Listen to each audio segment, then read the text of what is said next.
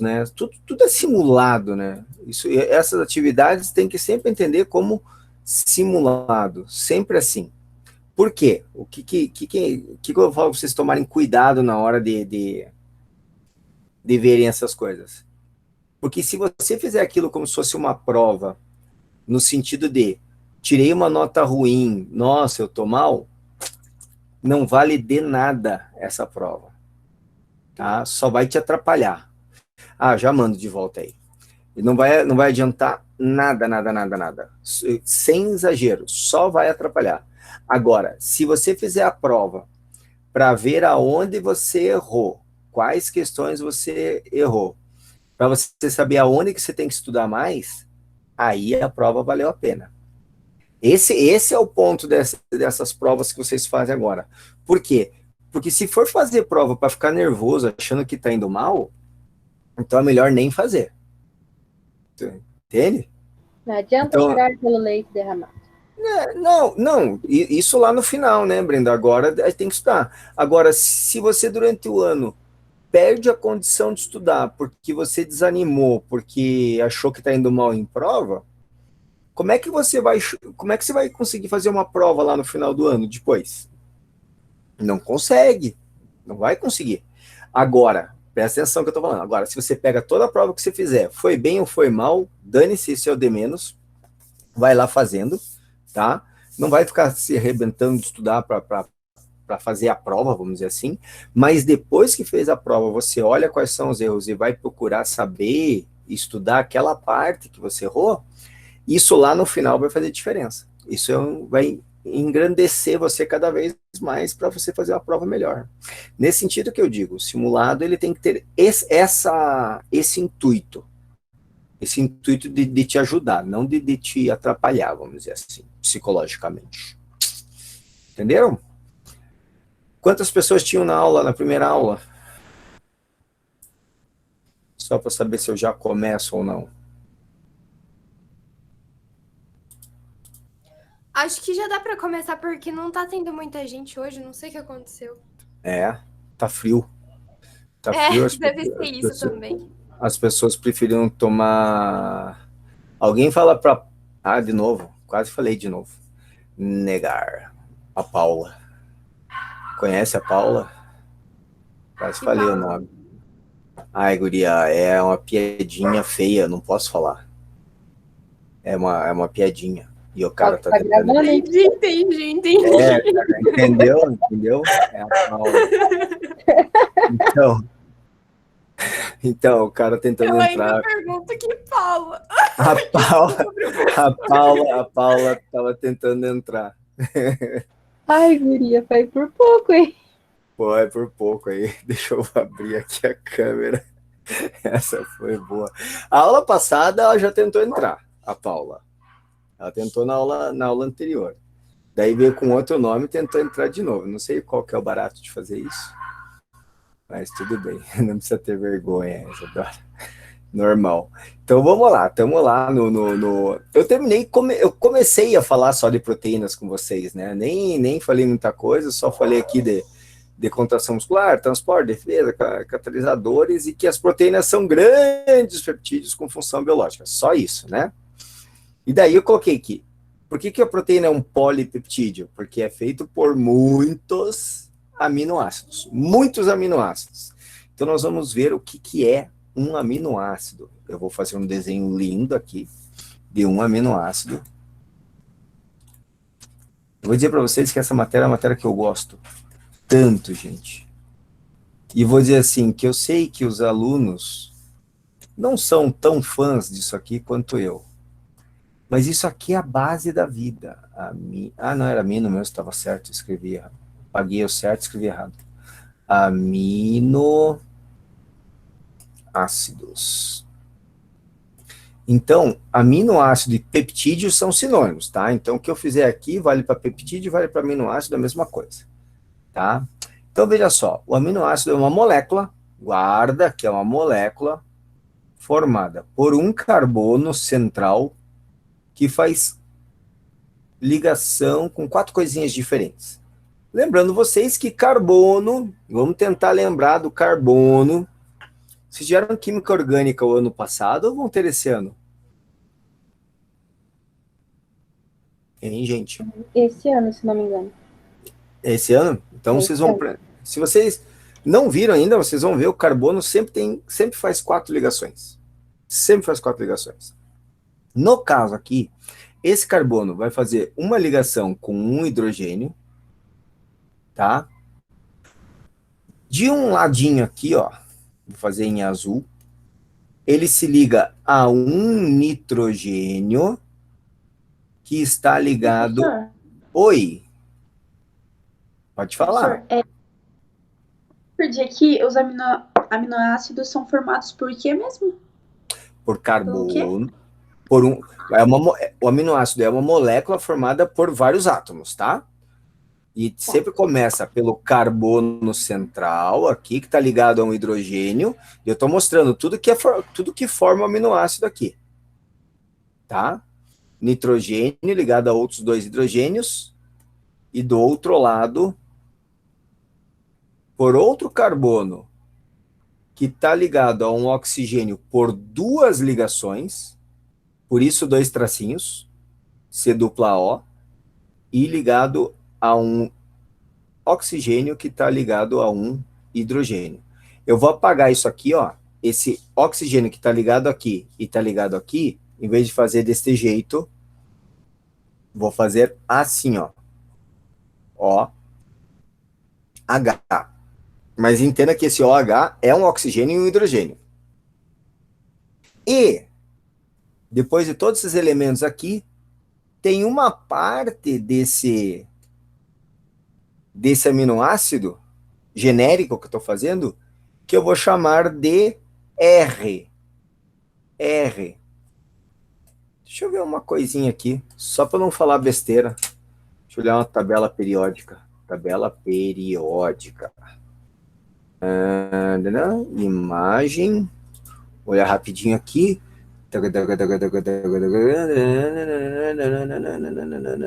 Não. Não tem nenhum elemento na tabela periódica, só R. Só R. Tem B, C, N, O, F, S, P, K, só R não tem, até Y não tem R só. Ou acho que só o rádio, tá. Mas R não. Então tá. Então beleza, deixa eu voltar aqui. Por que eu tô falando isso aqui? Porque sempre que aparecer um R na química, então vai valer, eu aprendi isso, só que daí eu fiquei em dúvida se era fato ou não. Sempre que aparece um R, significa radical. E radical não significa um cara extremista que quer sair atirando em todo mundo, tá? Radical aqui significa uma variável. Aí pode estar ligado qualquer coisa diferente, tá? Qualquer coisa diferente. Ou seja, teoricamente, poderiam existir milhões de tipos de aminoácido. Cada vez que eu mudo aqui, esse R, engato aqui uma substância diferente, um átomo diferente, alguma coisa assim, eu tenho um aminoácido diferente. Teoricamente, milhões, tá? Na prática, a gente vai ver que na natureza, para os seres vivos, a gente considera só 20 tipos de aminoácidos. Daqui a pouco eu vou mostrar. O importante agora é saber que, além desse radical que define, né, qual aminoácido a gente está falando, essas duas partes aqui, ó, essa que está em azul, essa que está em vermelho, isso aqui define o nome, a molécula aminoácido, porque esta parte aqui, ó, NH2, tá? Isso aqui é a gente chama de um radical também, amina. A gente chama de amina. E essa parte vermelha é um outro radical, só que esses radicais aqui são fixos, tá? Isso aqui são fixos. É o que dá o caráter ácido. Porque isso aqui é um ácido carboxílico. Vocês vão aprender isso aí lá na química orgânica.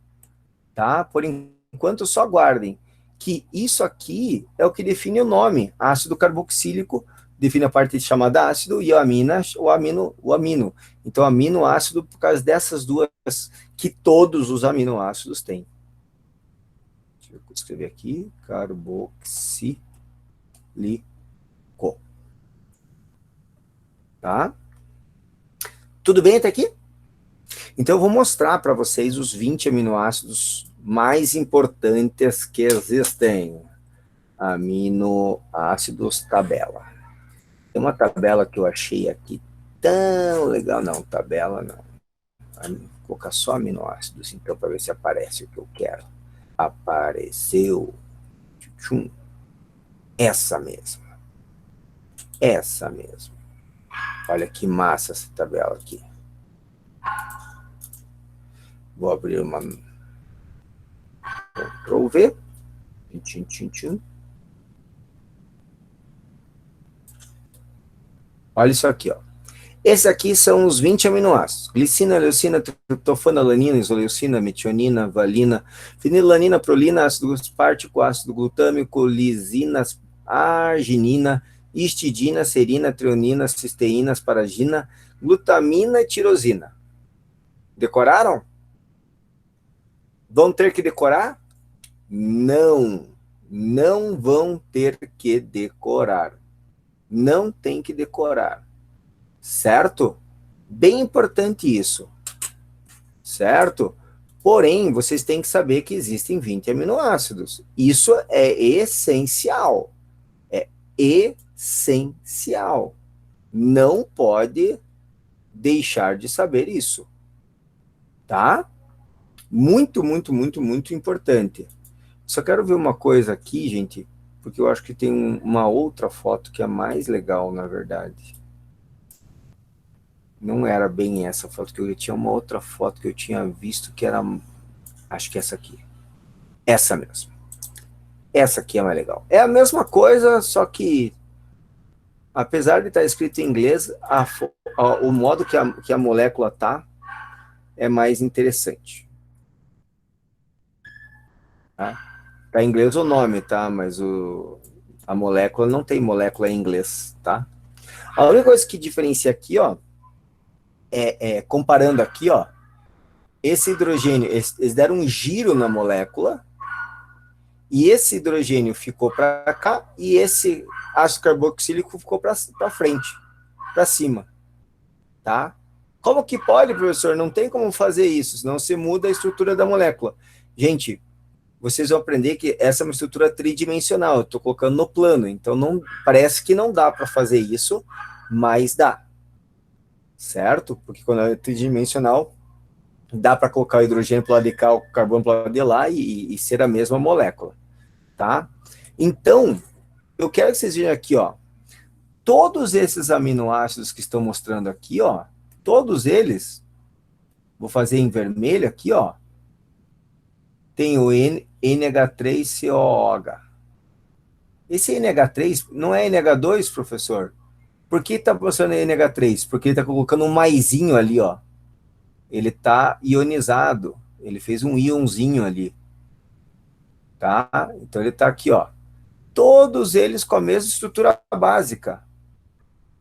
Tá, ó. Carbono central, COH, NH3. Todos eles.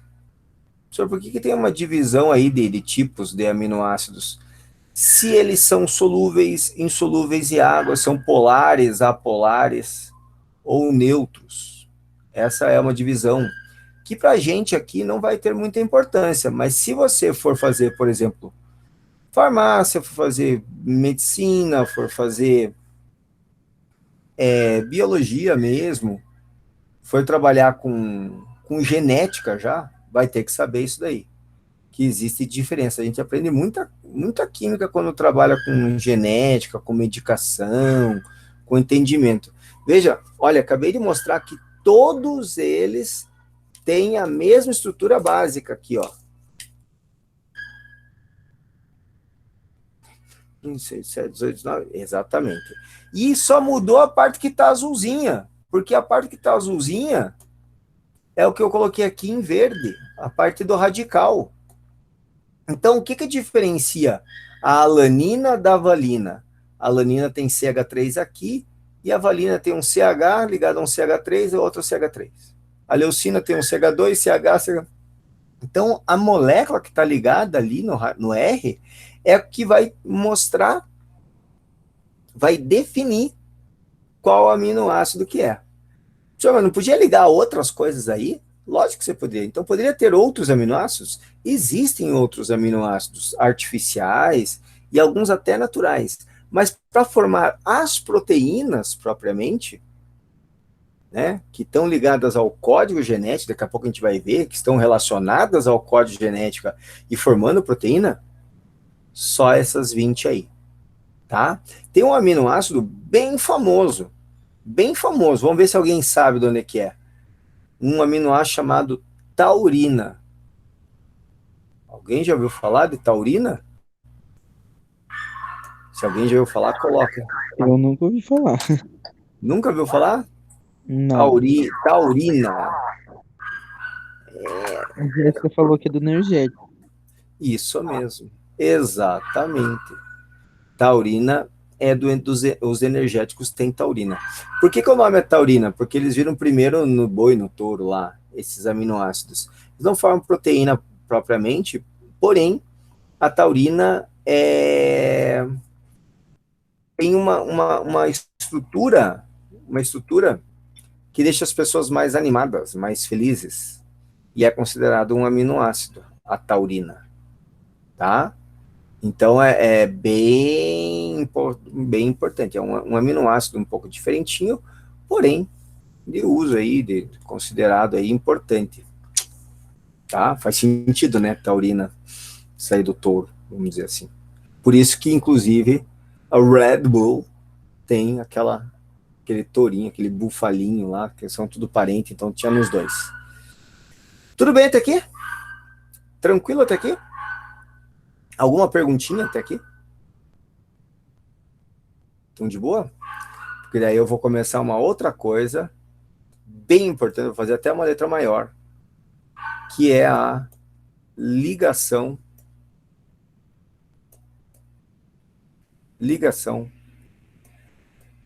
peptídica.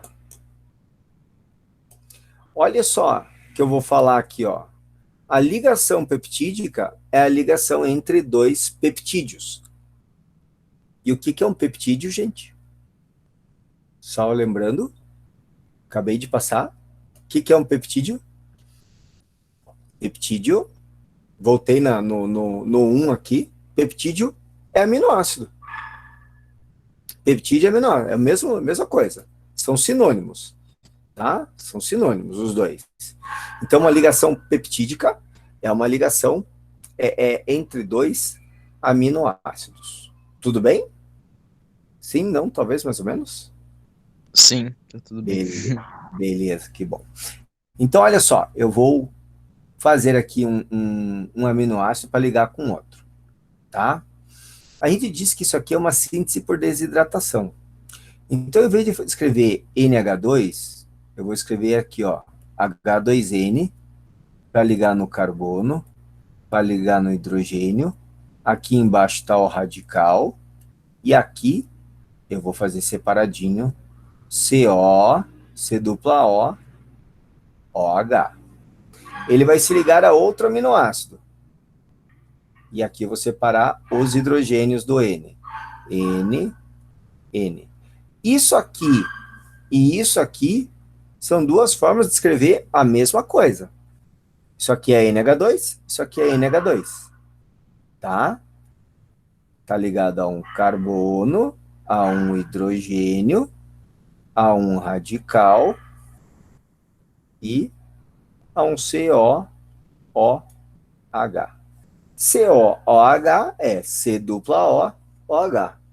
É uma outra forma de escrever a mesma coisa. Só quero apagar aqui e escrever isso de novo, porque era para ter cor diferente. Só vou escrever aqui em vermelho. É ácido, eu faço em vermelho. C dupla O, OH. E aqui Eu vou fazer em azulzinho, que nem tinha feito lá. Tá, aqui é N, H e H. Tá? Quando vai ocorrer uma ligação peptídica, olha o que vai acontecer aqui, ó. Olha o que vai acontecer, presta bem atenção. Esse OH vai se ligar a esse hidrogênio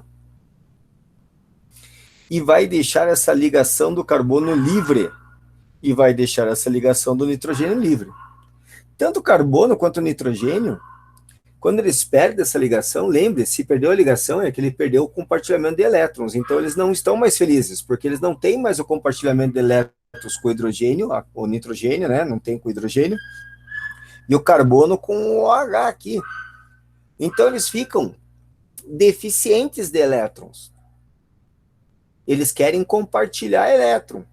Só que quando perde esse OH e esse H, eles saem, abre-se a possibilidade do carbono compartilhar elétrons com o nitrogênio, e daí os dois voltarem a ser felizes de novo. Portanto, continuando a reação, vou fazer essa flechinha vir para cá. Então, coloquei para baixo. Olha o que vai acontecer aqui, ó. Vai parecer que eu estou fazendo tudo a mesma coisa, mas não é. H2N, carbono, hidrogênio, radical.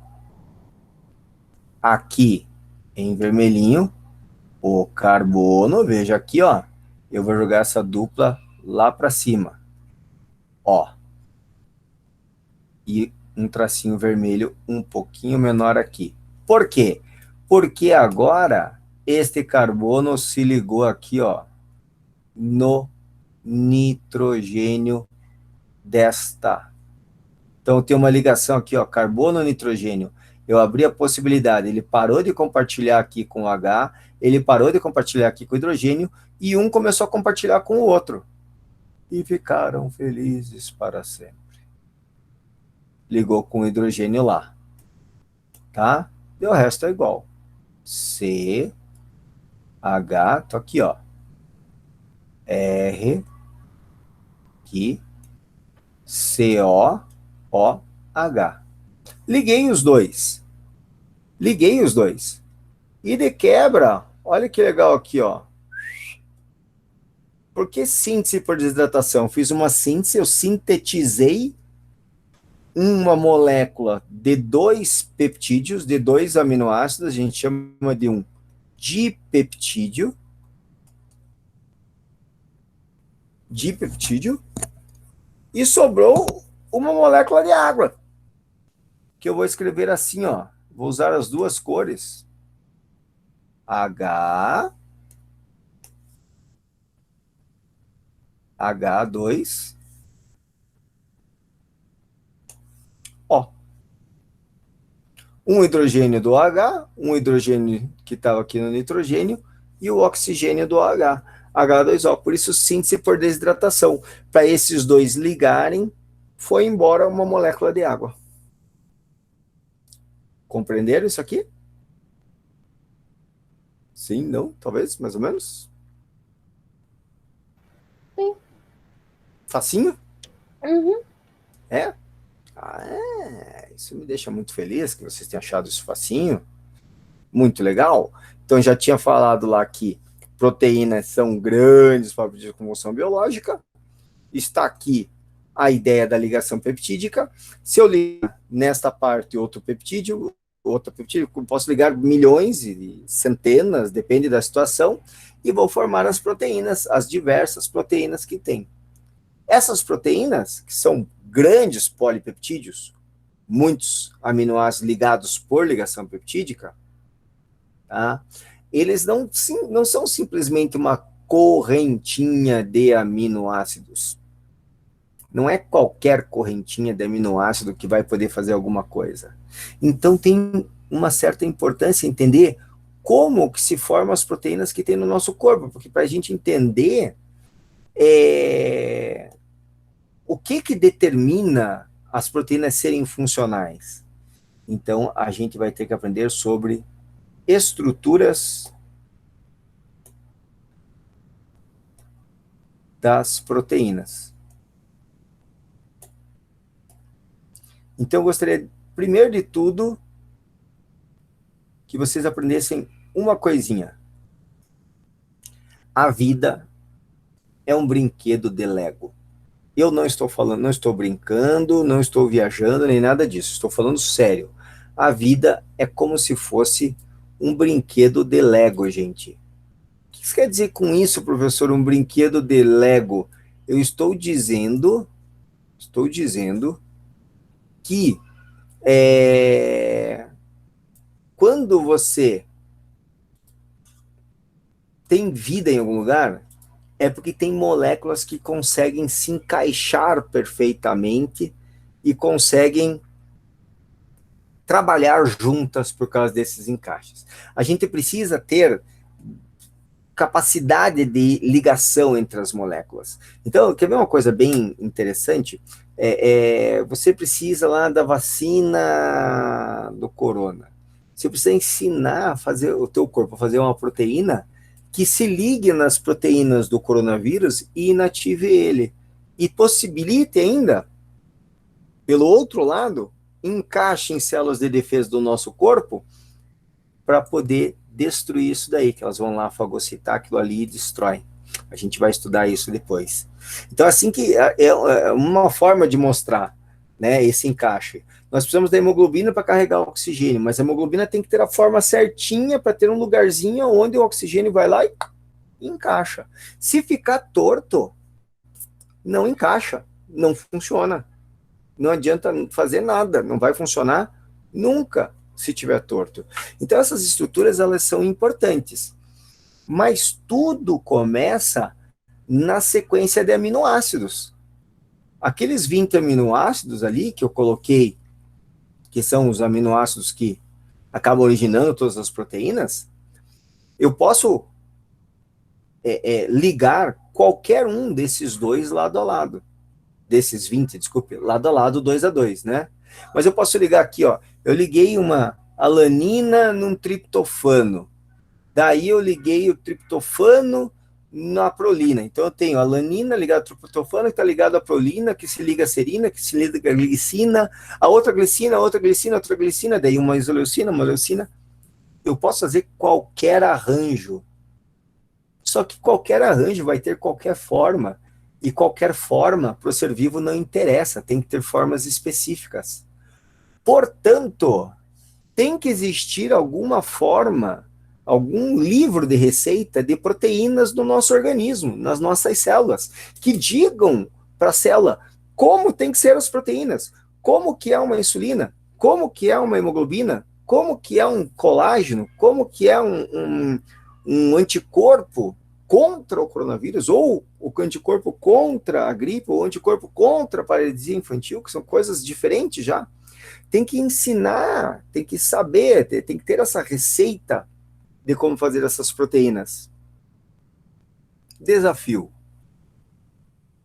Qual o lugar do nosso corpo, das nossas células, não é nem do nosso corpo, das nossas células, dos trilhões de células que a gente tem, que existe um livrinho de receitas? Hein?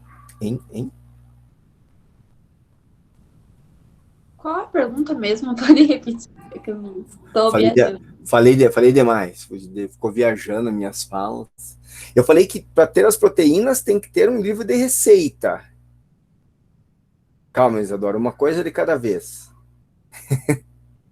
E daí eu perguntei, aonde nas nossas células que existe um livro de receitas para eu poder tirar como que deve ser feita a proteína?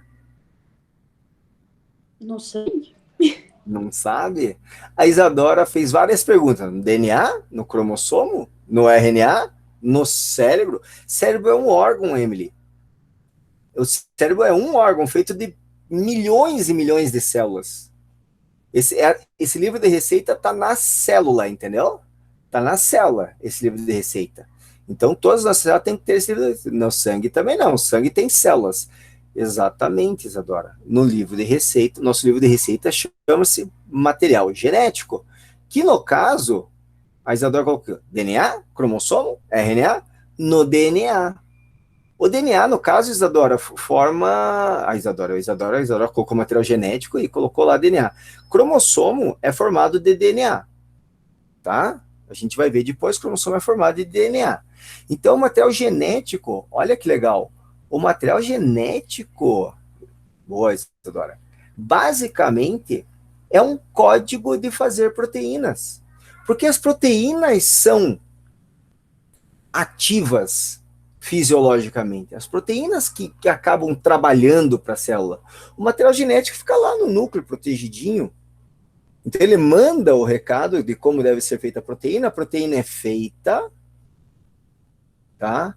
E daí a proteína começa a trabalhar, o metabolismo começa a trabalhar conforme lá a insulina, para o metabolismo do açúcar, a hemoglobina para carregar oxigênio, a actina e miosina para ter contração muscular, tá?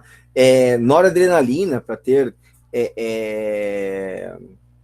ligação entre os neurônios, né? Passagem de informação entre um neurônio e outro, tá? Então eu posso passar, acho que se você pesquisar aí, eu não vou saber de cabeça, mas se você pesquisar aí, você pode passar horas falando proteínas diferentes com funções diferentes no nosso organismo, sem dúvida nenhuma. Então isso é bem importante ter a ideia que a gente tem que ter esse código. E este código, ele faz a estrutura primária. Ele é responsável pela estrutura primária da célula. Pode vir escrito só assim, primária mesmo, tá? Certo? Estrutura primária. Então, eu vou colocar aqui, ó. Ela é definida geneticamente.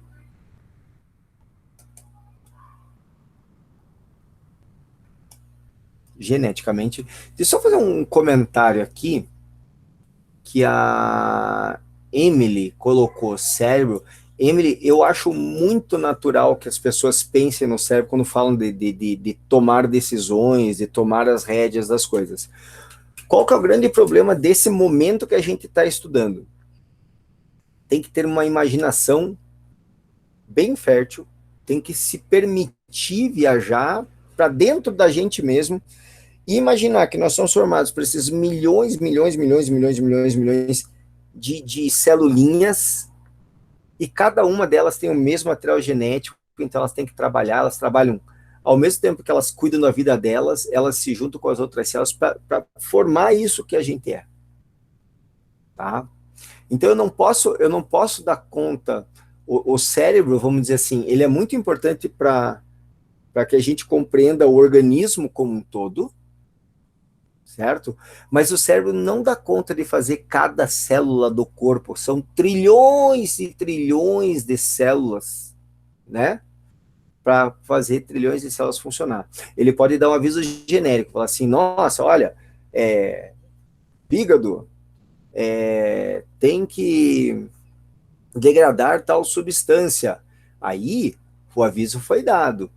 Tem que degradar. Quem que vai produzir as proteínas relativas àquele metabolismo de degradação de tal substância? Aí fica por conta da célula do fígado e o material genético que ela tem. Tá? Então isso é bem interessante ver que é cada célulinha.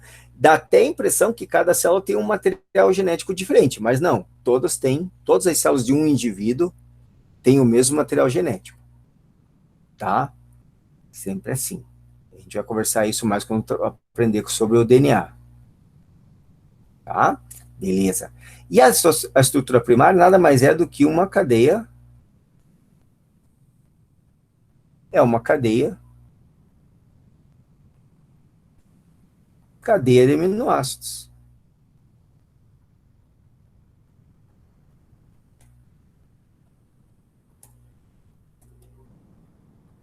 Cadeia de aminoácidos. Certo? Então, eu estou dizendo o seguinte, o DNA, o gene, cada gene define qual que é uma sequência de aminoácidos, qual aminoácido devem ser colocados para formar a hemoglobina, porque a hemoglobina tem uma sequência de aminoácidos definida. Então, eu não posso cada dia, eu vou fazer hoje eu estou a fim de fazer uma hemoglobina radical, diferente, não existe isso. Tem que ser sempre a mesma. Não vai dar certo, vai dar ruim. Ah, como é que você sabe, professor? Vai dar ruim, acredite. Vai dar ruim. E a pessoa vai ficar anêmica, a pessoa vai ter problema, vai matar a pessoa se fizer isso daí. Então, se eu faço sempre a mesma receita, time que está ganhando não se mexe. Tá? Se eu mexo no DNA e começo a fazer uma proteína errada e dá ruim, como é que é o nome desse mexer no DNA e dar problema? Hein? Como que é? Alguém sabe? Isso é coisa de genética? Sim. Sim. É coisa de genética. Pior que Como eu é não que... sei. Sabe Eu fiz um sim. trabalho de genética, mas eu Não, mas você sabe nem por causa da genética. Quando a pessoa tem o seu material genético alterado, que dá problemas, assim, às vezes dá problema, em filme não dá problema, em filme normalmente forma-se seres espetaculares, tipo X-Men, coisa assim. Não, eu quero Mas saber quem gera o problema. Eu quero saber assim, ó, quem que gera, como é que a gente chama quando o material genético é modificado, Emily? E pode gerar deficiência e gera problemas. Só que tem filme que diz que é legal, que daí vai ter... tipo clonagem, isso? Não é clonagem, mas tá Ai, perto. droga. Tá, eu sei o que que é. Tipo, mudar as Isso, características da ó. pessoa, como a cor do olho, do cabelo, da pele, etc. Só que falando no caso do DNA, tá modificando o DNA. Consequência é que mudam essas coisas. Mutação, gente. Os caras lá no X-Men Ah, lá não são mutantes? Eles não têm o material genético deles faz mutante? sentido. Lá aparece coisas espetaculares, né? Mas na vida real, eu vou dizer para vocês, as mutações, a maioria das vezes, a gente chama de mutações deletérias. Elas não são boas. E as que são boas não transformam você em Wolverine. Não adianta. Nem Tempestade, nem ninguém lá, daqueles lá. O que vai fazer lá as boas? Vai fazer o que você é. Todos nós, na verdade, somos mutantes. Olha que interessante. Por isso que nós não somos todos iguais. Nós temos uma base genética semelhante, só que não somos todos iguais porque houveram pequenas variações em muitos genes da espécie humana que variam, que mostram essa variedade imensa de seres, né, de humanos diferentes que a gente tem. Então, tenta imaginar aqui, ó, que cada bolinha colorida dessa é um aminoácido. Então, quando eu falo aqui de mutação, desculpe, de gene, ele está me dizendo qual que é a sequência de aminoácidos que tem que ser colocado. Então, um gene disse que a sequência tem que ser essa aqui, ó, azul, verde, vermelho, amarelo, preto, azul, preto, verde, verde. Pode repetir, professor? Pode, depende de qual é a função, pode ser que tenha que repetir. Ou pode ser que não. Depende da situação. Amarelo, e eu estou fazendo aleatoriamente, né? Não é um gene propriamente. Mas o gene que determinou. Toda vez que esse gene for lido e for mandada uma mensagem, vai montar exatamente essa sequência de aminoácidos, essa sequência primária de aminoácidos. Tá? Se existe uma estrutura primária, é porque existe uma estrutura, né, secundária. E eu vou explicar depois mais a fundo, tá? Então aqui já é uma estrutura tridimensional. Você tem que imaginar no espaço. Dimensional. Tem que imaginar o espaço. Que susto, né, Belinha? Explodiu um negócio aqui, meu cachorro quase teve um filho e eu também. O senhor mora no Rio de Janeiro, professor? Não, você parecia um tiro? Estando aí? Eu moro aqui no Água Verde. Nossa, eu quase morri do coração também. Foi alto aí também? Foi muito alto. Sério? Imagine. Sabe? Pá! Então, tipo, eu levei um susto e o cachorro... Nem parecia que eu levei um susto. Viu como eu sou um cara contido? Tá? que o cachorro tá no meu pé aqui, deu um Queria pulo. ter essa habilidade. Anos de treino, sabe? Tipo, fui treinado no Tibete. Isso, essa é coisa. Não, tô brincando, não fui treinado lá não. Tá? Olha só, tridimensional e o principal tipo é a chamada alfa hélice. Só vou falar rapidinho, depois a gente vai ver isso aqui. A alfa hélice é como se fosse uma espiral de caderno. Tenta imaginar a espiral de caderno. Então eu estou dizendo assim, lembra que eu falei que pode ter 100, 200 mil aminoácidos? Não é uma correntinha aqui de meia dúzia de aminoácidos, é uma corrente gigante de aminoácido. Então, só que ela não vai ficar como se fosse um colar de pérolas ali, de bolinhas, tá? Até porque os aminoácidos não têm essa forma de bolinha de verdade, tá? Eles acabam tomando algumas formas por causa da interação. A molécula é tão grande que ela consegue se dobrar sobre ela mesma. E daí vão ter partes dela que são solúveis em água, partes delas que não são solúveis em água. Então, isso gera várias coisas em relação à molécula. Uma das coisas que forma, quando está ligando o aminoácido no outro, só de ligar elas vão fazendo uma espiral.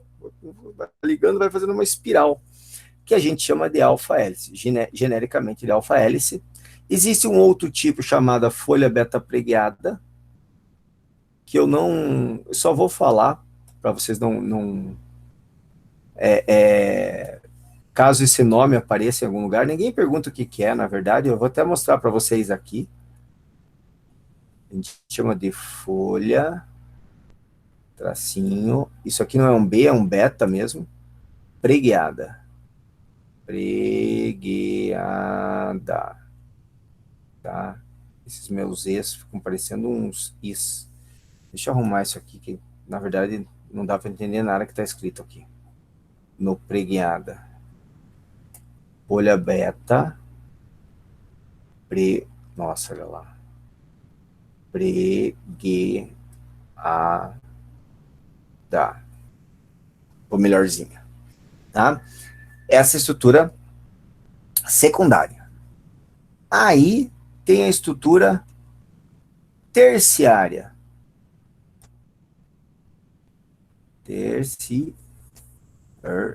Terciária.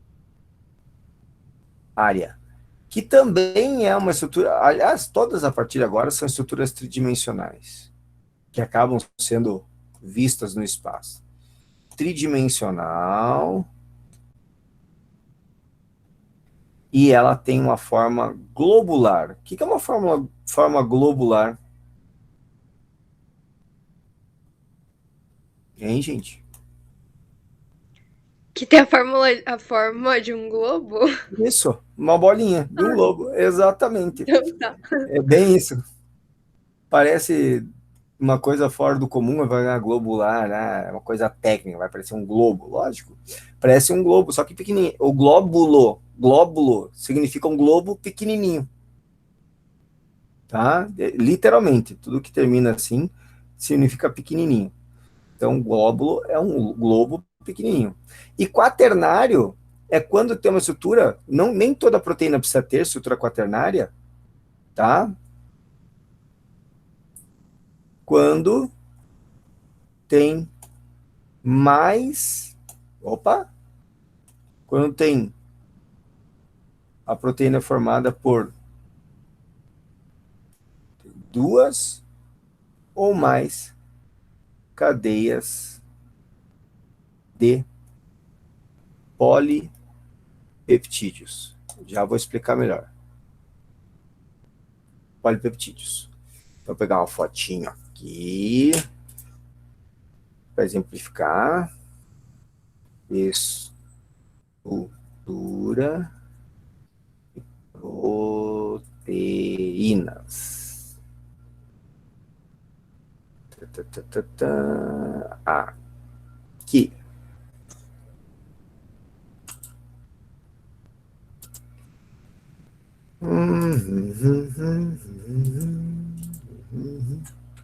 Então, olha só. Em uma fotinha aqui. Ctrl+C, Ctrl+V.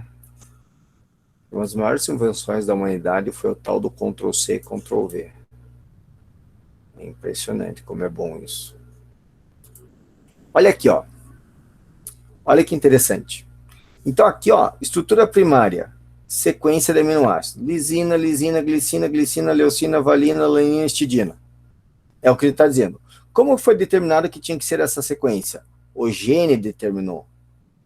A sequência primária é a sequência de aminoácidos. Mas isso aqui, eles não são bolinhas, nem quadradinhos, nem nada. São moléculas tridimensionais. Quando elas se ligam, elas acabam formando isso aqui, ó. Isso aqui, tá? Deixa eu pegar aqui. Depois eu apago. Isso aqui, ó, tá girando aqui assim, ó. Certo? É uma espiral é como se fosse uma espiral de caderno. Então você tem que imaginar essa coisa aqui, tá? Ela tá girando sobre ela mesma, essa cadeia. Ela não é retinha. Isso é alfa-hélice que a gente estuda, que é a estrutura secundária. Terciária, olha o que está mostrando aqui, ó. Pegou só esse pedacinho é só esse pedacinho aqui dessa cadeia. Ela é muito maior.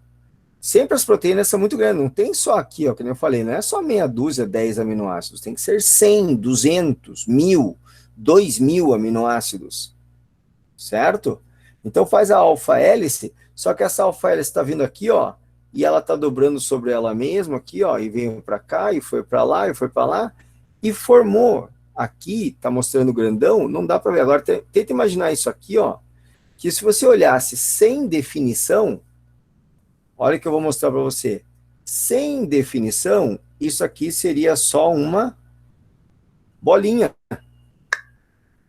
certo? Que a gente chama de estrutura globular, porque parece um globinho, tá? Eu sei que aqui, olhando assim, não parece tanto um globinho, mas ela é a estrutura que vai mostrar. Neste caso que a gente está vendo aqui, gente, olha que legal. Ele está mostrando uma das cadeias que formam a hemoglobina. Hemoglobina. Hemoglobina é aquela que carrega o oxigênio no sangue, né? Então aqui, ó, eu vou colocar aqui, ó, estruturas da hemoglobina. Estruturas da hemoglobina.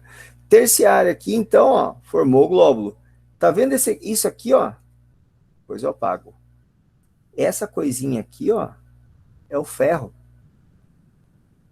É o ferro que precisa na cadeia de hemoglobina para poder carregar o oxigênio. Então tem que ter essa forminha bonitinha, perfeitinha, e tem que ter o ferro lá para poder carregar o oxigênio, senão não carrega.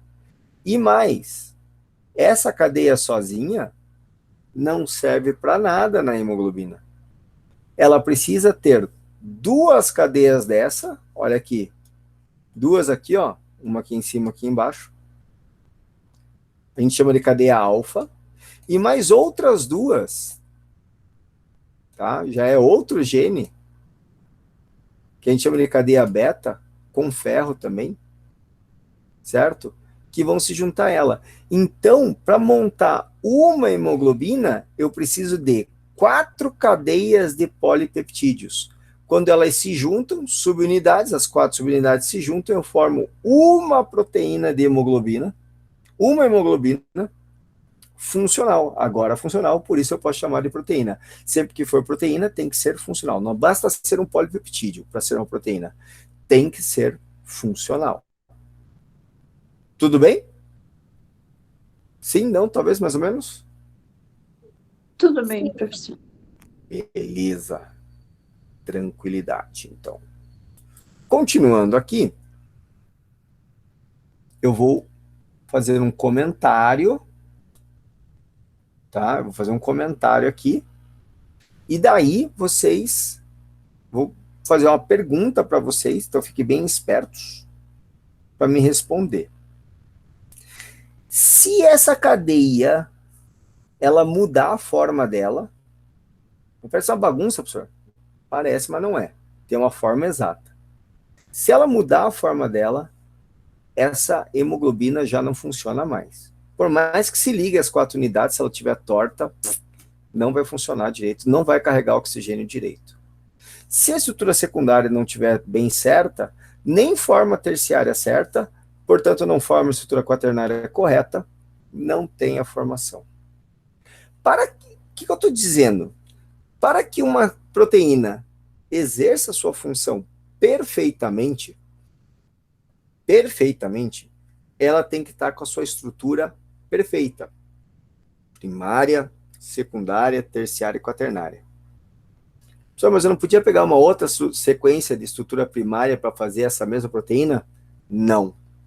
Não, porque são moléculas diferentes, interagem de forma diferente e ficam de formas diferentes.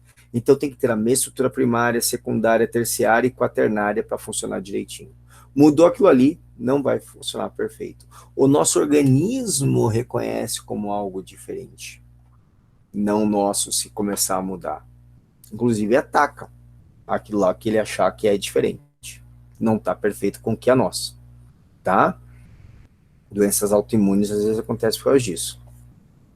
Então tem que estar perfeitinho. Trocando em miúdos, ela tem que estar no seu estado natural. Natural. Gene mandou, deu a sequência de aminoácidos, estrutura secundária, terciária, quaternária, primária, secundária, terciária, quaternária. Tudo perfeitinho. Se ela perder esse estado natural, que significa perder estrutura e, por consequência, perde a sua função. Desculpa, eu falei errado. Se ela perder o estado natural, ela perde a sua estrutura e, por consequência, perde a sua função. Agora eu vou perguntar para vocês isso aqui. O que significa desnaturação?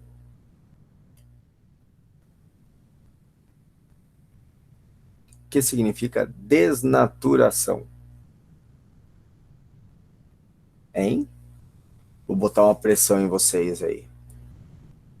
É matéria do primeiro ano. Vocês aprenderam isso na vida de vocês? Hein? Falem Ai, professor, dá um desconto pra gente. Eu dou um desconto. Tá descontado já. Fala, Isadora.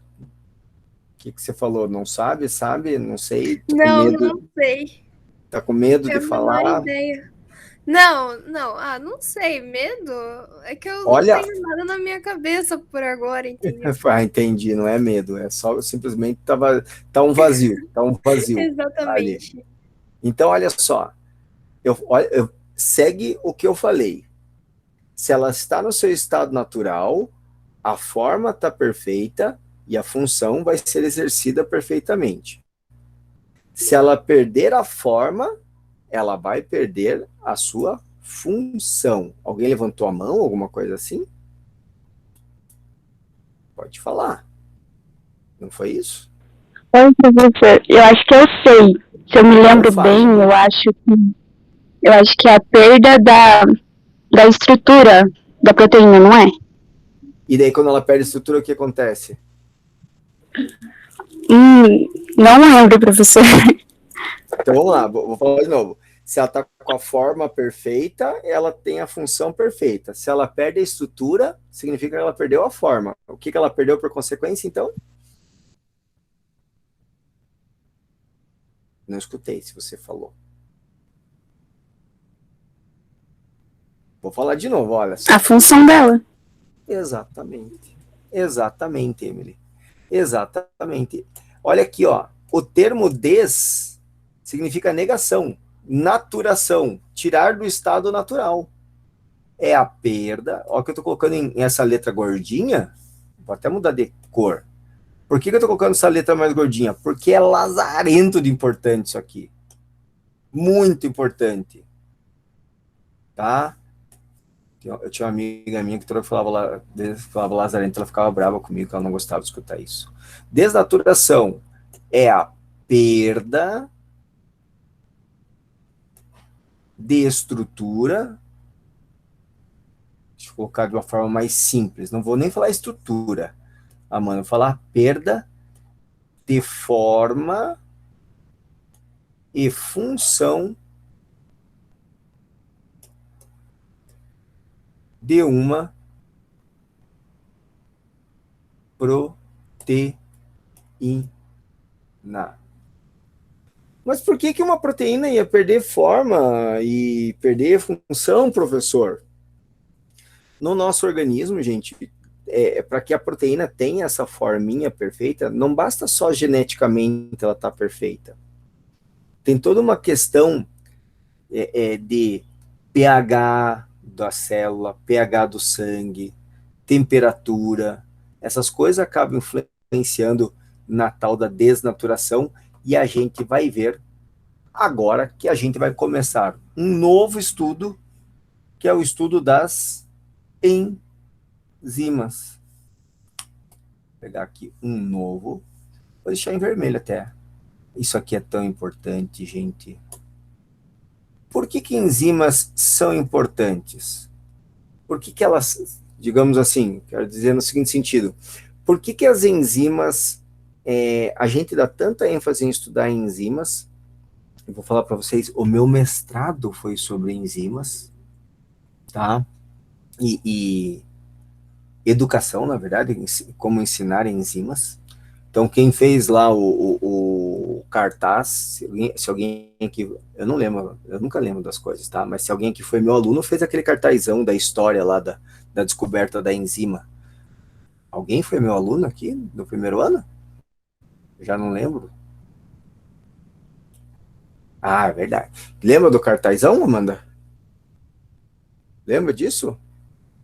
Você era do primeiro H, Amanda? Eu nem lembro de qual o primeiro ano que você era. Do I? Ah, eu lembro que o I é lá de fora, né? Era um dos dois lá de fora. Eu lembro que era de lá. Então, a gente fez cartazão. Então, enzima é extremamente importante porque quando você vai falar de metabolismo, vai falar de saúde, vai falar de doença, vai falar de alimentação, vai falar de sistema digestivo, vai falar de sangue, vai falar de... Você vai acabar falando de enzimas e dos conceitos que a gente aprende aqui com enzima, entre eles o conceito de desnaturação, o conceito de funcionamento das enzimas e a influência de temperatura e pH nas proteínas. Então, o modelo é a enzima, mas tudo que a gente aprende com enzimas, você pode acabar levando para as outras proteínas também. Ela acaba funcionando para as outras proteínas. Porque, por exemplo, tá? Quer ver uma coisa de desnaturação? Perda de estrutura e função? Você pode fazer uma brincadeira em casa aí para fazer. Tá? Você pega lá leite e começa a pingar vinagre nele. Vinagre.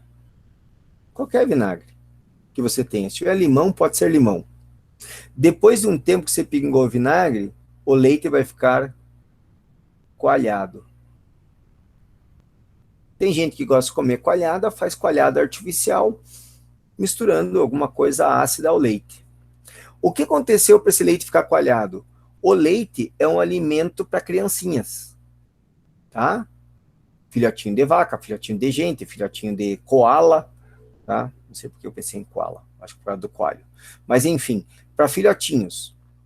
E tem que ter nutrientes, entre esses nutrientes tem que ter proteína. Mas se essa proteína tivesse toda encavalada para um bichinho que não consegue nem mastigar direito, ainda não ia dar muito certo. Então ela fica dissolvida. A função dessa proteína é nutrir crianças, nutrir nenéns, certo?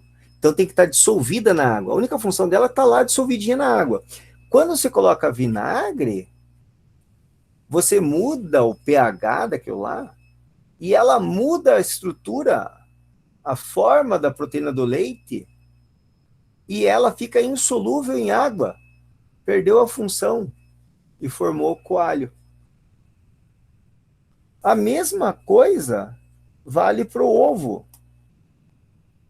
para o ovo. Você aquece esse ovo.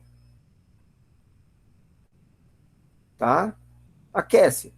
Você fritou, você cozinhou, não importa como. Depois de um tempo que você vai ver lá, a clara ficou dura. Pelo mesmo motivo do leite. A clara é proteína para alimentar lá o patinho, o pintinho, o urubuzinho, tá? O falcãozinho, durante o desenvolvimento embrionário dele. Então tem que estar solúvel em água para poder absorver aquilo lá. Quando você aquece, você desnatura, aquela proteína perde a forma, perde a função, deixa de ser solúvel em água e forma uma geleia, aquilo lá, que a gente chama de clara dura. Entenderam a lógica do negócio aqui? Então eu estou mostrando aqui, são proteínas que não são enzimas, mas esses dois conceitos que eu coloquei aqui na proteína do leite e do ovo, vão valer para qualquer enzima, para qualquer proteína, que a gente vai ver aqui. Vocês sabem o que é uma enzima?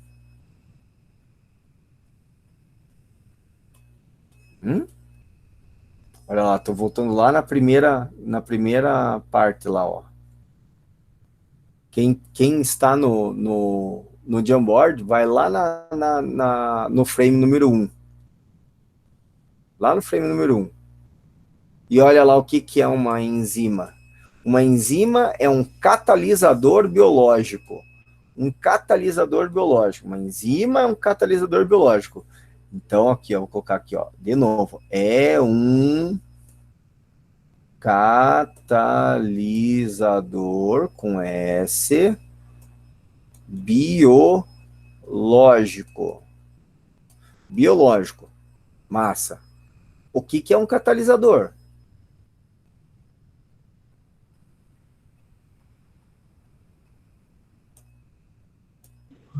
É um acelerador de reações químicas? Muito bem. Catalisador é um acelerador de reações químicas. Eu já perguntei para vocês, antes de eu perguntar isso aqui, tudo que a gente faz depende de enzima. Tudo depende de catalisador, tudo depende de enzimas. Se não existissem enzimas, não existiria vida na Terra. Guarda essa ideia. Se não existissem enzimas, não existiria vida na Terra. Eu estou pensando, dando essa aula agora por causa das enzimas, eu estou falando por causa das enzimas, eu estou com o meu pé suando porque tem um cachorro em cima por causa de enzimas, certo? Então, tudo, estou fazendo a digestão do bisco que eu acabei de comer antes de começar a aula. Já fiz, acho, a digestão, por causa de enzimas. Tá? Então, enzima é tudo na vida. Tudo para a vida. E eu ia perguntar, eu já perguntei para vocês sobre quanto que acelera uma reação química, as enzimas? Eu acho que não. Não? Então, vamos fazer um comparativo. Tá? Se a gente faz a digestão, vou colocar assim, ó, a gente comeu a hora do almoço, digestão normalmente demora 1h30, 2 horas para fazer a digestão. Começa a digestão na boca, tem uma enziminha na boca, uma só, vai para o estômago, basicamente uma enzima só também no estômago, tá? Basicamente a gente digere amido na boca, proteína no estômago, e todo o resto da digestão ocorre no intestino. Várias enzimas, muitas enzimas diferentes trabalhando no intestino. E aí você faz a digestão, mais ou menos 1h30, 2 horas, você termina a digestão. Quanto tempo vocês demoraria a digestão para ela acontecer naturalmente, por oxidação natural, sem ter uma enzima para ajudar nesse processo? Quanto tempo vocês acham que demoraria? Vou até olhar aqui para ver quem está Alguns dias? Alguns dias, Brenda. Um dia, Amanda. Acho que dias, Yasmin. Dias e dias. Legal, Daisy. Dias e dias me lembrou. Você assistiu aquele seriado Years and Years? Se não assistiram, trabalho de casa. Assistir o seriado Years and Years, tá? Essa é um trabalho de casa, atividade de casa para vocês fazerem. Inclusive, vocês vão fazer vestibular, tem que fazer redação, tem que assistir Years and Years. Mais alguém? Quem dá mais? Quem dá mais? Quem dá mais aí? Hein? Vocês estão aí? Não tem ninguém mais para dar um chute aí? Tamo! Anos e anos demora. Anos e anos. Quem dá mais? Meses e meses. Quem dá mais? Anos e anos. Quem dá mais? Demorei tanto assim, professor? Gente, demoraria século e século. Demoraria mais de 200 anos para ocorrer a digestão. Sim. Tá bom para você, Daisy? Mais de 200 anos. E eu tava com medo de estar muito, tipo, além, assim, ainda chutei dias e dias. Então, gente, para pensar o seguinte. Oi. Se eu sou intolerante à lactose e eu comer algo com lactose e eu não tenho enzima, significa que ficaria 2 séculos na minha barriga? Não fica por quê, Carlos? E por que você passa mal quando você come leite e não tomou aquela enziminha junto, né? Porque você tem bactérias e elas têm a enzima, entendeu? Elas têm a enzima para fazer essa digestão. Só que quando elas fazem digestão de lactose, elas usam essa lactose que divide lá em... A gente vai ver no próximo conteúdo, a gente vai ver lá, divide lá em glicose e galactose. Elas usam para fazer a fermentação, elas fazem fermentação, não tem oxigênio no nosso intestino, então só faz fermentação. Elas fazem fermentação lática e liberam ácido lático. E o ácido lático é um irritante da mucosa intestinal, por isso que as pessoas passam tão mal quando tem intolerância à lactose. Porque em vez dela fazer a digestão, quem faz a digestão é a bactéria, e a bactéria se deleita, né? Faz um monte, come um monte, adora a lactose. Então você está deixando sobrar para ela o que você fazia antes, ela está aproveitando agora. E produz tanto ácido lático que numa pessoa que não é intolerante à lactose vai produzir um pouquinho, mas não vai fazer diferença nenhuma, que é um tequinho de nada, né? Porque a gente faz a digestão antes e usa esse açúcar antes, absorve esse açúcar antes.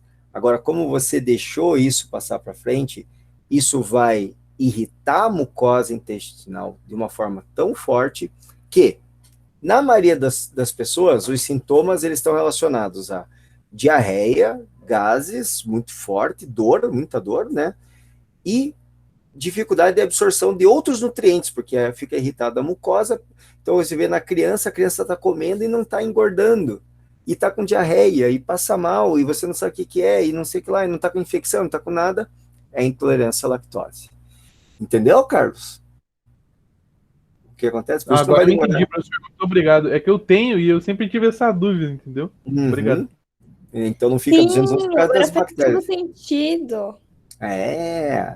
Agora sim, tudo faz sentido. Vocês conhecem esse negócio? Meus filhos que fazem isso. Claro, a gente usa toda hora.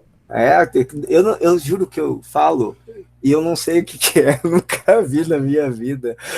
Acho que é de Futurama, tem um robô lá que eu não Isso, aí é do ele Futurama. Eu nunca vi, Ele cara. fala, agora eu entendi, agora eu saquei. Isso, exatamente. Tudo faz sentido. E eu acho muito legal, porque é bem assim mesmo. Então aí é que está a sacada. Então veja, agora pense que não é só a digestão que é lenta.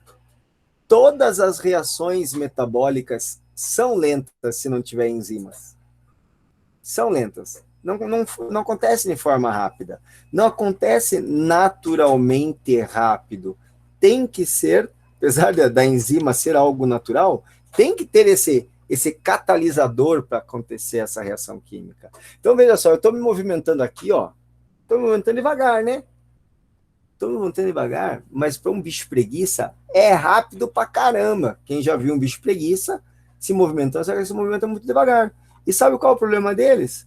Eles não têm uma enziminha lá que torna o movimento rápido. O problema deles é a falta de uma enzima, por isso que eles são lentos daquele jeito na contração muscular. Então, sempre a gente consegue pensar, a gente fala, a gente tem tudo por causa das enzimas.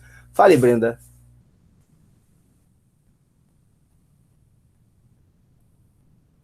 Brenda. Sobre isso, como é que funciona a indigestão? Porque, assim, né, por exemplo, quando a gente come demais e faz algo muito bruto, começa a dar muita dor. Como é que acontece com o estômago? Não, Brenda, vamos dizer assim, as ideias que tem de, tipo assim, de indigestão, o máximo que faz na gente é dar dor e mal-estar, tá? Não existe morrer, coisa assim. Eu gosto de deixar isso bem claro, tá? Mas a indigestão, quando você comeu demais, a gente vai lá no... Eu vou tentar lembrar de te falar assim, ó, aqui está a explicação da indigestão, mas trocando em miúdos. Se você tem tanto nutriente, comeu exageradamente, a ponto de ser uma quantidade muito maior do que você tem de enzimas para digerir esse nutriente, aquilo ali vai ficar demorando mais, porque você vai precisar liberar enzimas para poder fazer toda a digestão.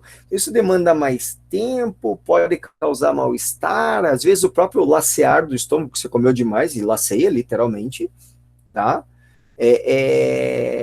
Dá dor, tá? Daí, digamos assim, vai lá para o intestino, como tem comida demais, bactérias começam a comer, pode formar ácido lático, pode dar diarreia, pode dar gases, pode, uma série de coisas assim.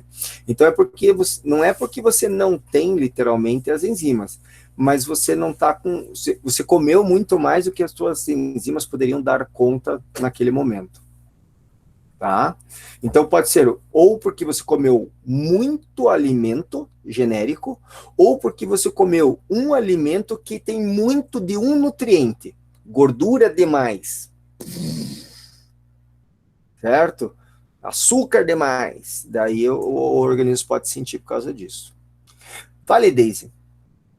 Ó, falando em digestão, quando eu ia comer, a minha avó sempre falava, não pode comer bebendo água, bebendo suco ou comer muito rápido que dá indigestão. Por que acontece isso? Não, é que na verdade é alguns cuidados, porque quando para você não comer, criança vai ser mais comum, tá comendo uma comida que gostou demais, comer muito rápido, vai dar todo esse problema que eu falei, né? Tanto de entrar muita comida no estômago e lacear ele, literalmente, que dá, tipo, forçar ele e causar dor, e daí falta de enzimas para digerir, vai começar a ter esses maus estares, assim, que eu acabei de falar, tá? Mas nada além disso. O que tá muito correto de falar, principalmente quando se fala de tomar água, o correto é você tomar líquidos, não só água, tá? Qualquer líquido, depois da refeição.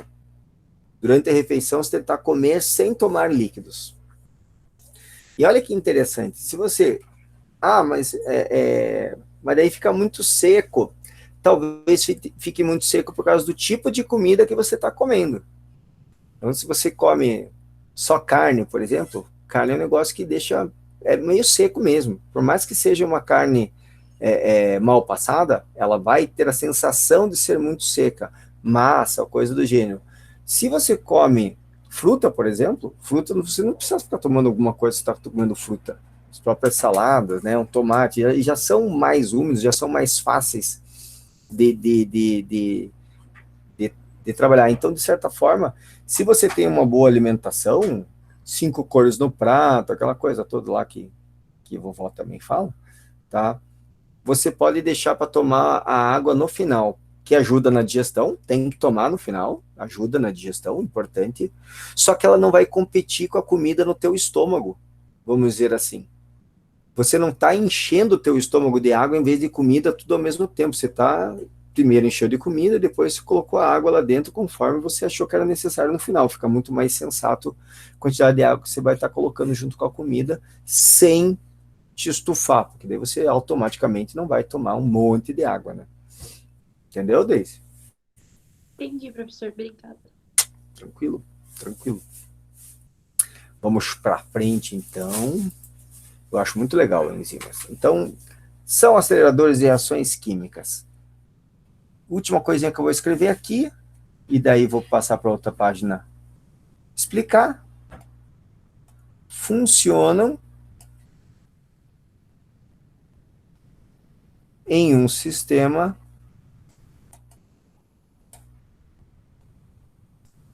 de chave e fechadura. Chave, tracinho, fechadura. Tá? Tenta imaginar um mundo perfeito, aonde toda fechadura só tem uma chave, toda chave só funciona em uma fechadura. Essa é a ideia que é colocada aqui. Tá? Então, o que eu quero dizer com isso aqui?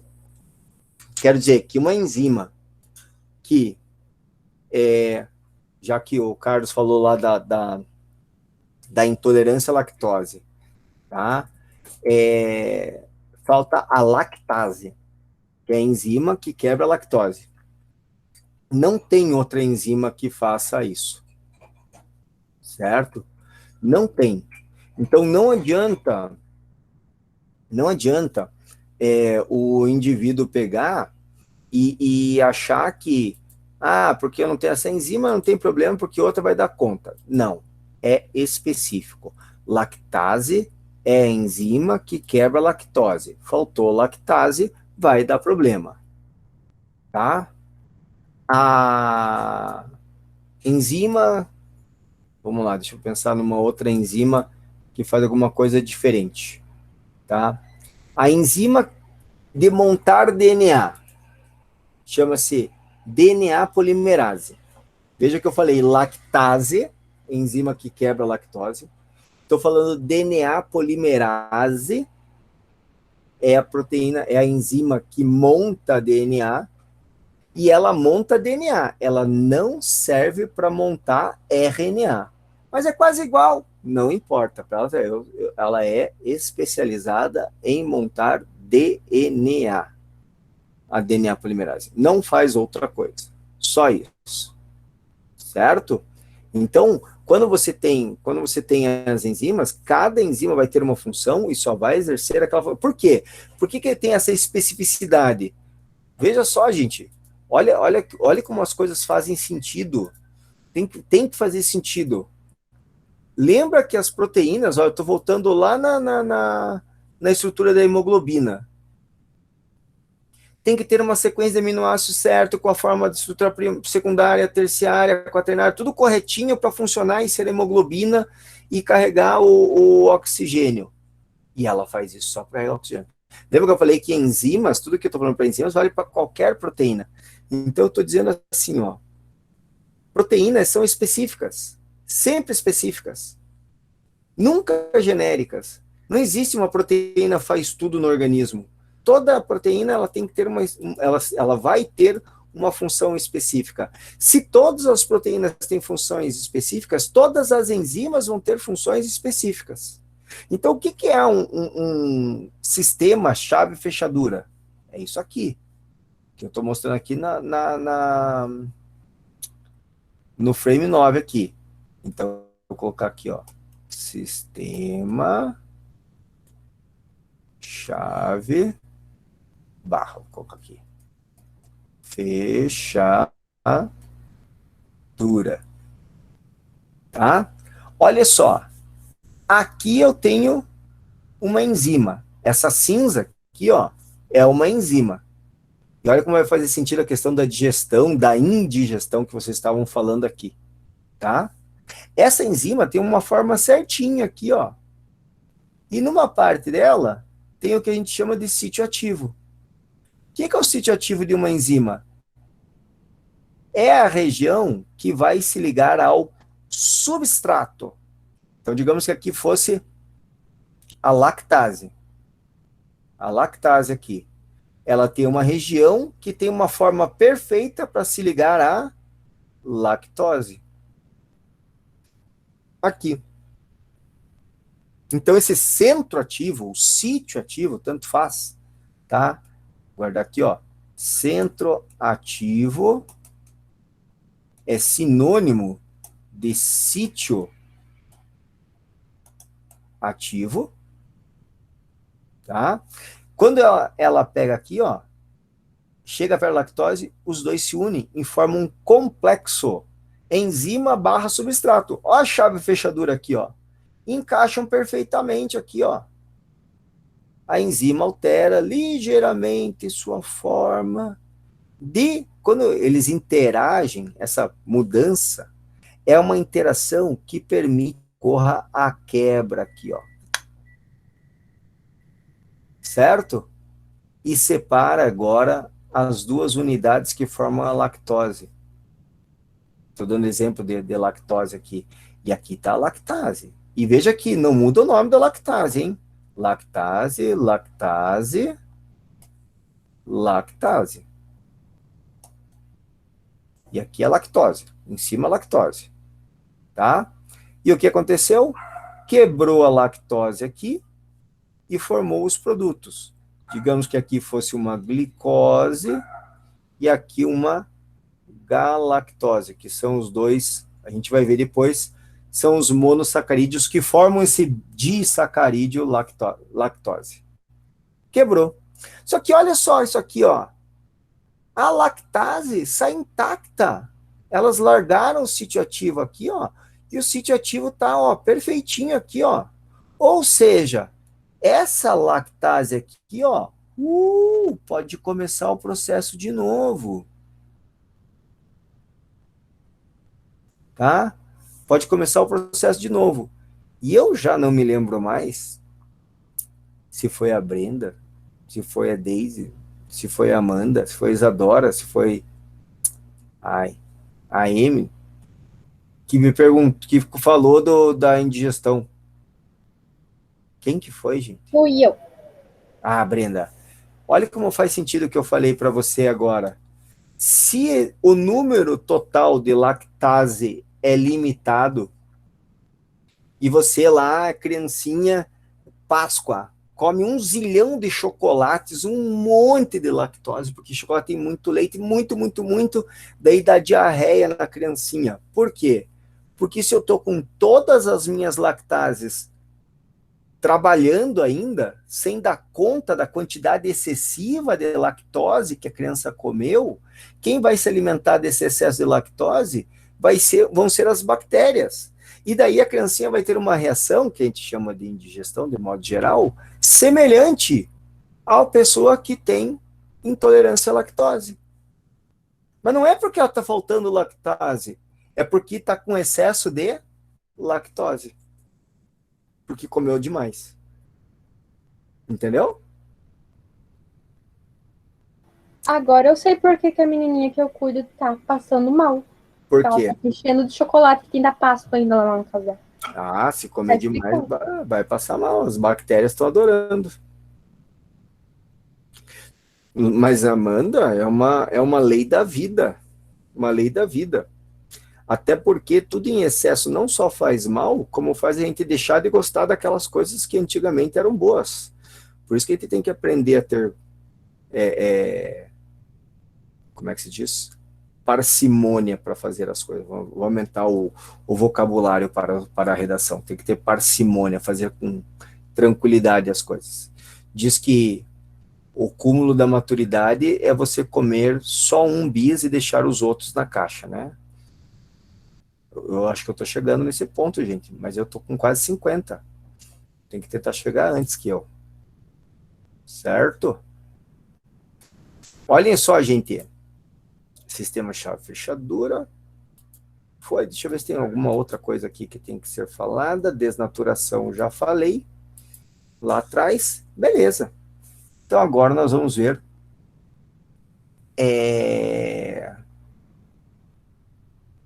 fatores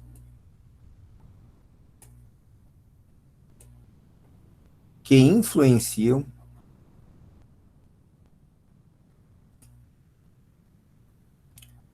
no funcionamento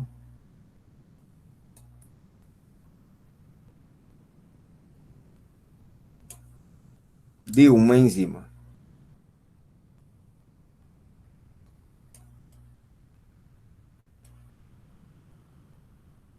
bem importante. Eu acho que se vocês fizerem vários vestibulares, né, mais o Enem, vou fazer Enem, né? Vai cair alguma questão disso que eu vou falar aqui. Vai cair uma questão. Direto ou indiretamente vai cair. A gente vai falar de 3 fatores. O pH, vou escrever certinho, né? Nem precisava apagar tudo. O pH, a temperatura e a relação entre enzima e substrato. Tá? Esses são os 3 fatores que acabam influenciando. Eu acho que hoje só vai dar... Hoje eu vou explicar só um deles, que é a relação enzima-substrato. Vou começar pelo final, tá? Porque tem a ver com a pergunta feita pela Brenda, da quantidade de enzima e de substrato. E depois, na próxima aula, eu falo dos outros 2, para finalizar a proteína e começar carboidrato. Deixa eu procurar já uma imagem. Substrato. Gráfico.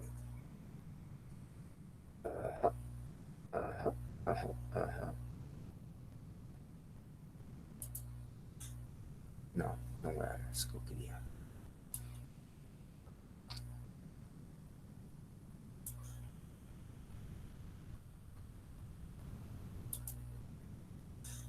Essa aqui.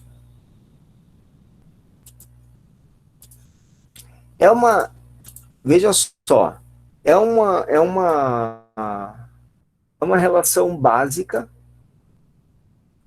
relativamente simples, só que eu não estou dizendo que ela é fácil. Cuidado. Ser simples não necessariamente signifique fácil. Tá? Então, e não que seja realmente difícil, mas é que às vezes a gente pode confundir. Olha só, se eu tivesse em sala de aula, eu ia fazer uma relação com tirar aluno de sala de aula. Eu ia falar que eu ia ser o professor aluno Tirase, e eu só fazia tirar alunos de sala de aula, e eu tinha 2 sítios ativos para poder fazer tirar alunos de sala de aula, e o meu sítio ativo seriam as minhas mãos. Então eu tiro alunos de sala de aula, porém, eu só faço isso quando eu faço o complexo enzima-substrato, que é dar as mãos para os alunos e tirar os alunos de mão dada com ele. Então eu posso tirar no máximo 2 alunos por vez de sala de aula. Tá? Digamos assim. Então, a velocidade da reação, ela está dizendo quanto de produto que é formado numa escala de tempo. Tá? Então, numa escala de tempo. Isso aqui é uma escala de tempo. Né? Então, eu produzo 1 de produto, 2, 3, 4, 5, 6, 7, 9, 10, uma velocidade em tanto tempo, por minuto, tá? Por exemplo. Então, digamos que eu, para entrar em sala, pegar 2 alunos, levar para fora de sala, eu demoro um tempo. E que o meu limite seja conseguir tirar 15 alunos, ou melhor, 16 alunos, tem que ser par, né? Por minuto. Que eu tenho que ir lá, deixar lá fora, voltar, pegar mais 2, voltar. 16 alunos por minuto. Mas se eu só tenho... Deixa eu fazer uma divisão aqui, assim, ó. Tá? Então, aqui na metade, aqui é 8. Mas se eu tenho só 2 alunos na sala, quantos alunos por vez eu consigo tirar de sala? Hein? Eu vou responder para ser mais rápido. Eu só consigo tirar 2 alunos por minuto, só tenho 2. Certo? Se eu tiver 3, eu consigo tirar 3 por minuto. Se eu tiver 4, eu consigo tirar 4 minutos. Se eu tiver 5, se eu tiver 8, eu consigo tirar 8 por minuto. E a velocidade da reação, ela está aumentando. Ó. Conforme a concentração do substrato está aumentando, a velocidade da reação está aumentando, tá? Estou considerando só uma enziminha aqui. Nunca é uma só, pode ter muitas, pode ter centenas, milhares, milhões de enzimas, às vezes, dependendo da situação. Vai aumentando, então eu vou aumentando a concentração do substrato, vai aumentando a quantidade de produto formado, vai até um limite. Chega um momento que a velocidade de reação, ela estabiliza. Olha só aqui, ó. Ela estabilizou aqui. Ela não aumenta mais. Por mais que eu coloque 16, 32, 90, 100, sempre a minha produção acaba sendo 16 por minuto. Eu aumento aqui e a velocidade da reação fica 16 por minuto, 16 por minuto, 16 por minuto. Ela fica parada. Essa velocidade aqui, ó, é a velocidade equivalente a 16 produtos por minuto. Isso é aluno de sala. Então, vou colocando aluno na sala de aula, mas eu só consigo 16 produtos por minuto. Por que que isso acontece, gente? Por que que isso acontece?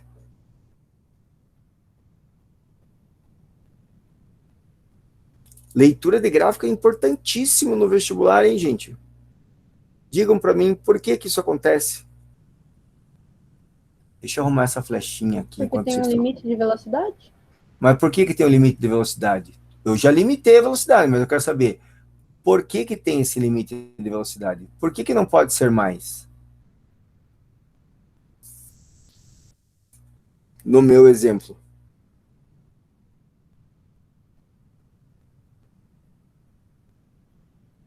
Hein? Vamos colocar assim, ó. Se tivesse 2 aores na sala de aula, quantos alunos por minuto daria para tirar?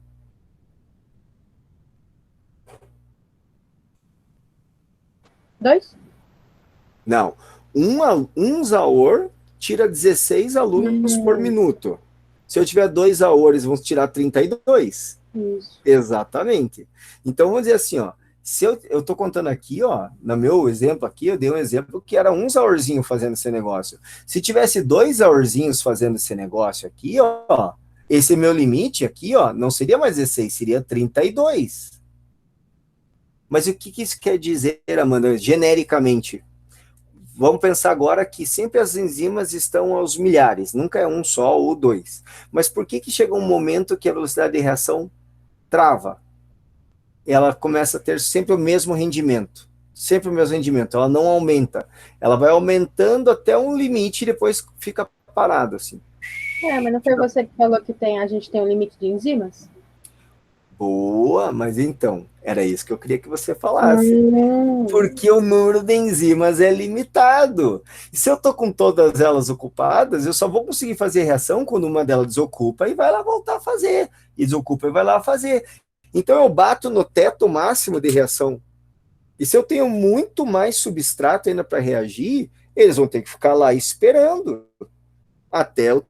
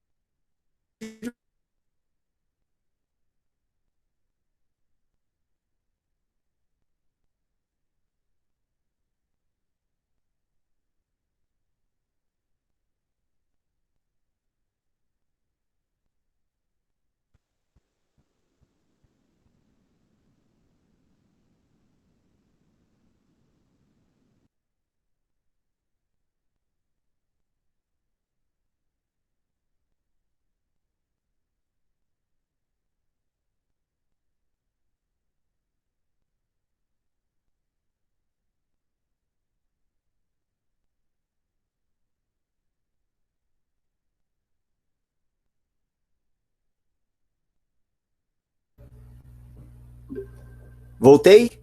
Voltei? Vocês estão aí? Me digam. Voltou. Acho que tem que fazer minha internet, professor. Não, foi a minha morreu assim de uma forma absurda. Deixa eu voltar a apresentar aqui o Jamboard aqui. Então, eu não sei nem qual parte que vocês viram. Eu cheguei a falar a parte de que do chocolate, vocês chegaram a escutar? Você estava explicando, falando que batia no teto e daí caiu. Tá. Então, a gente volta a falar a questão da indigestão, que a gente estava falando antes. Se eu comi lá um tanto de chocolate muito maior do que a quantidade de enzimas que eu tenho para digerir eles, eu vou estar com todas as enzimas ocupadas, sobrou um monte de chocolate lá para a bactéria ficar comendo. E elas vão ter que esperar as enzimas estarem livres para poder ir lá fazer a digestão daquilo. Então vai demorar mais a digestão. Por isso que você come lá uma saladinha, não sei o que lá, alguma coisa bem pouquinha, e daí depois você vai estar com fome mais cedo. Mas daí você vai lá e come uma super de uma feijoada, um monte de coisa, se empanturra e passa o dia inteiro, tô fazendo digestão. Por quê? Porque tuas enzimas estão ocupadas demais pela quantidade de comida que você ingeriu. Essa é uma lógica que sempre vai valer, vamos dizer assim. Compreenderam?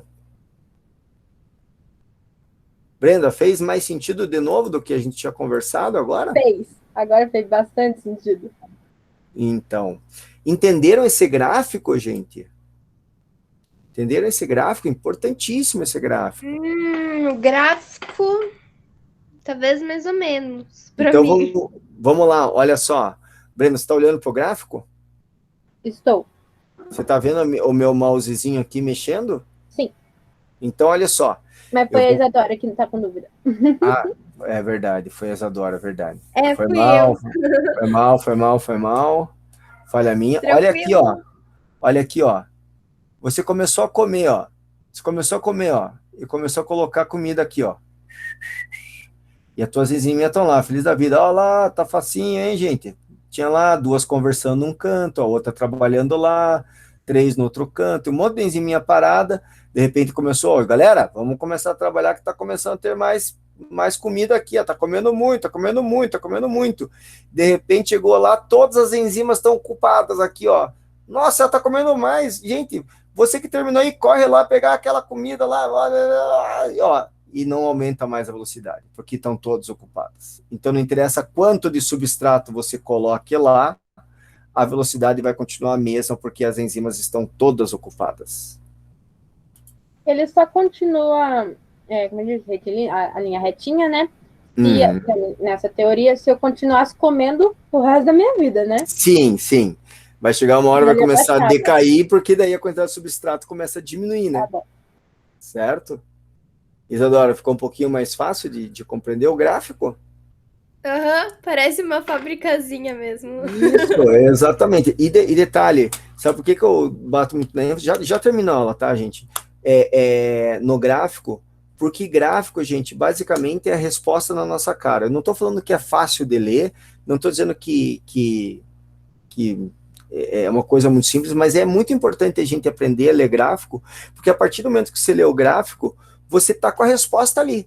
Você só precisa interpretar esse gráfico.